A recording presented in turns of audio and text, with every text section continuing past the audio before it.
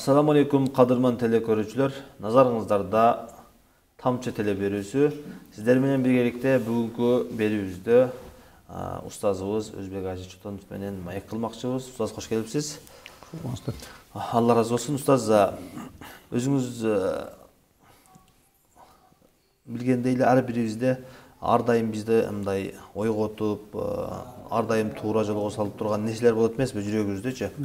Кебирки аяттар же болбосо Матанебиздин айткан сөздөрү ар дайым бизге эскертүү болуп, Алла Тааланын айтканын кылып, же мындай жакшы бир адап акылакта жүргөнгө себеп болот. Ошон үчүн сизге эң мындай таасирлүү болгон Алла Тааланын китебинен бир аятты айтсаңыз, сизге кайсыл аят өзгөчө мындай таасир берет? Мага ушу чында көп аяттар таасирлүү. Мен көп аяттарга ушул аяттардан мындай амал кылып, анан ошодон таасирленип да мындай. Мага тийип турат таасир. Мисалы бир аят, мисалы Бакара сүрөсүндө Бисмиллахир-рахманир-рахим. Ва ланабливаннакум бишай'ин минал хауфи вал жу'i ва нақси минал амвали вал анфуси вас самарат ва баширис сабирин аллазина иза асабат мусибатун қалу инна лиллахи ва инна илайхи раджиун. Мисалы бул бир аят ушул.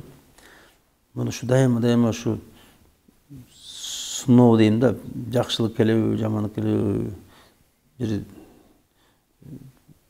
мындай бийлик келеби, башка болобу, мен ушуну сыноо деп билем да. Анан жаштарга да айткандай, сыналып атасыңар.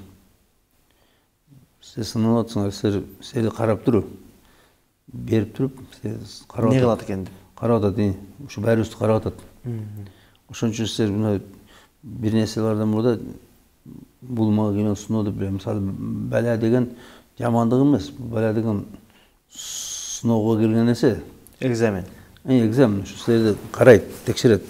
Алла Таала ушу жанагы жакшы менен жаманды чыныгы мусулман менен чыныгы мусулман эмеске айырмалаш үчүн ушуну берип атат. Ошон үчүн бир нерсеге сразу эле ызы чуу көтөрүп эле кокуй деп эметпек эле. Бул сыноо деп билгиле. Жакшысы келсе да, жаман келсе да. Ошо үчүн бул аябай баарыбызга сабак болмок да ушул нерсе. Эгерде биз баарыбыз билсек, эмне келсе да бул сыноо. Сыноо да билишибиз керек. Ушуну эмнеге берди экен мага? Мисалы мына пайгамбарлар ушу бизге устаздар да. Бизге үлгү да. Ошо пайгамбардын ар бирине сыноолор келген, кээ бирлери мындай аябай белгилүү сыноолор. Кээ бирлери мындай жалпы элдерге келген эле сыноолор да. Анан карашканда пайгамбарлар кандай ошол сыноого кандай мамиледе болгон. Анан ошо биз да ушундай башкача эмне келсе да сынооду билишибиз керек. Сынооду билип, анан ошого даяр болуш керек да. Татыктуу өткөнгө аракет кылышат да ошону. Бул мага келген сыноо. Ошо өтө кыйынбы же орточо кыйынбы же мүмкүн эле андай чоң байлык. Мисалы мен айтам да, Умар разияллаху анху көп байлык келгенде ыйлады дейт да. Я амирул муъминин, сиз эмне ыйлап атасыз? Ушунча жакшылык келсе деп айт дейт да.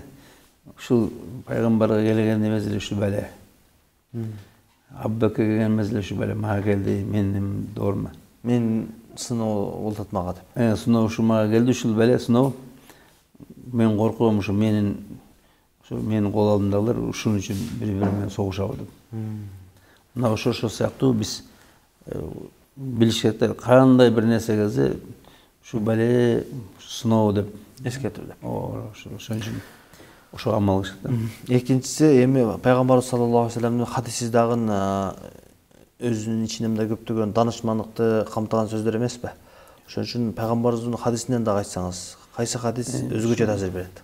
Ушу пайгамбарыбыздын өзүң ишиң болгонго кийлишпе деген, мен ушуну аябай жакшы көрөм ушул хадисти. Ушу адамдар өзүнүн иши болгондон кийлишпесе, эмесе мына азыр ушундай заман сөзсүз түрдө ушу президентти чейин чукулайт, муфтийди чукулайт, саясатчыларды чукулайт да, өзү тмеле ушу катасы жок дейт да. Онун көрчү өзүнүн катасын караса ар ким. Өзүң ишиң болгондон аякта мына митингдерде эле да, мына митингдерде эле ошол сенин ишиң кайсы аякта, сенин кайсы ишиң бар, ошо келесиң чыгасың, анан кийин катышасың, дүрбөлөң тынчтык жоготосуң, анан кийин результат жок. Ошон үчүн мен ошол хадисти аябай жактам да, өзүң ар бир адам өзү алек болсун өзү менен. Өзүң ишиң болгондо келишпе дегенге. Андан кийин эми тарыхта дагы бизге пайгамбарыбыздан, сахабалардан башка дагы биз үчүн мындай сабак берген, мындай үлгү болгон адамдар көп го. Ошон үчүн айтсаңыз, кайсы бир окуя же болбосо кайсы бир тарыхтагы адамдардын сөзү сизге мындай өзгөчө таасир берип, дайым сизди ойготуп турат? Мен жанагы Ануширван жөнүндө пайгамбарыбыздын ошо адилеттүү падыша жөнүндө көп айткан бар да, аябай көп. Ошо Ануширван жөнүндө ушундай адилеттүү падыша болгон. Өзү отпарастардын падышасы болгону менен Ануширван. Бирок пайгамбарыбыз ошону көп айткан да, ошо Ануширван жөнүндө. Аябай адилеттүү падыша болгон деп.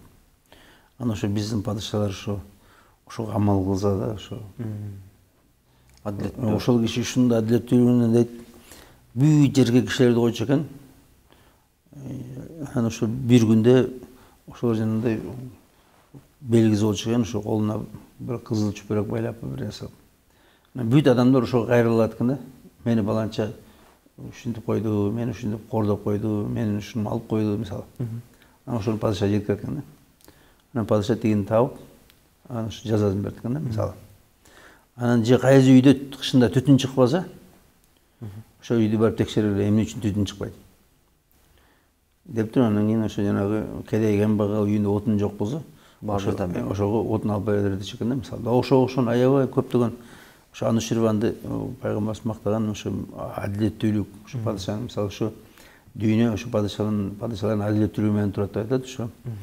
Ошол нерсеге мага аябай жагат ошо адилеттүүлүктен. Эми ар бирибиздин ата-энебиздин берген тарбиясында кээ-бирки элестер бар эмеспи? Айткан сөздөрү, кылган мамилеси ар дайым бизге мындай эскертүү болуп турганчы. Ошодон бизге айтсаңыз, бир элестенби ата-энеңиздин айткан же берген тарбиясынан? Мен мисалы атамдын көп нерсеси азыр турмушумда керек да. Мен мурда тура эмес деп ойлочумун. Атам жанагы Түркмөнбаш айткандай, сен биринчи эметкенде атамдын тура эмес дейсиң. Анан 30га чыкканда ушу туура окшойт дейсиң, анан 40га чыкканда туура экен дейсиң, анан 50ге чыкканда туптура экенсиң дегендей. Ошо мен да көп нерсесин азыр турмушта колдоном. Аябай көп нерсени ошо көрсө алардан мурдагылардан үйрөнгөн экен, алган экен. Мисалы бир нерсеси балам кайрадан бирөө муктаж болсо жардам бер, кайра кайтат деген бар да. Ошого мен да көп амал кылам, ушу муктаж болгондорду барып жардам бер. Эмне муктажсың сен деп ушу. Анан мен көп жылдан кийин ошол кишилер мага жолуккандарын көрдүм, көп кишилерди ошо. Мага баланчада жардам бергенде. Ошо бир эмес, мисалы амал ошо мисалы балам өзүмдүн адамдарга окат бер деп көп айтчу да. Адам.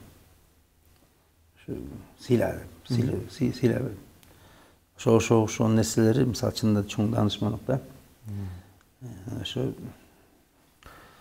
анан энемде да канча нерселер бар болгон, ушу канча сонун насихаттары, айткандары, жасагандары бүт бар. Ошо азыр турмушта керек болот да, азыр мына эми. Алхамдулилlah. Алла разы болсун устаз.